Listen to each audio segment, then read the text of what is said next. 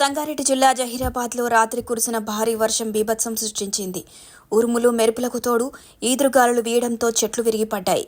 విద్యుత్ స్తంభాలు నేలరాలి తీగలు తెగిపడ్డాయి. పట్టణంలోని Bagapallireddy, Shantinagar, housing board, Venkataramana colony, IDSMT colony, Babumohan కాలనీల్లో విద్యుత్ తీగలు తెగిపోవడంతో రాత్రి నుంచి ఉదయం వరకు విద్యుత్ సరఫరా నిలిచిపోయింది.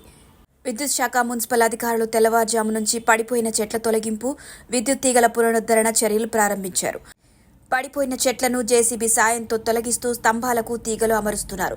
పట్టణంతో పాటు జహీరాబాద్ డివిజన్ వ్యాప్తంగా పలు మండలాల్లో భారీ వర్షానికి చేతికి వచ్చిన జొన్న పంటలు దెబ్బతిన్నాయి. పలుచోట్ల విద్యుత్ తీగలు తెగిపోయాయి.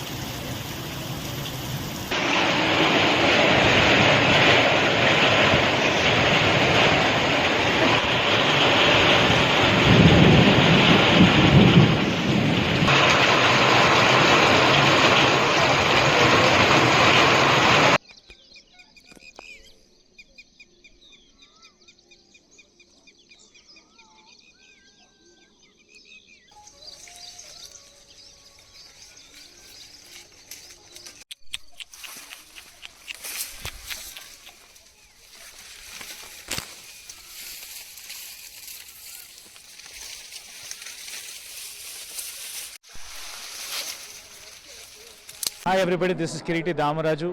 Like, share and subscribe to Syera TV.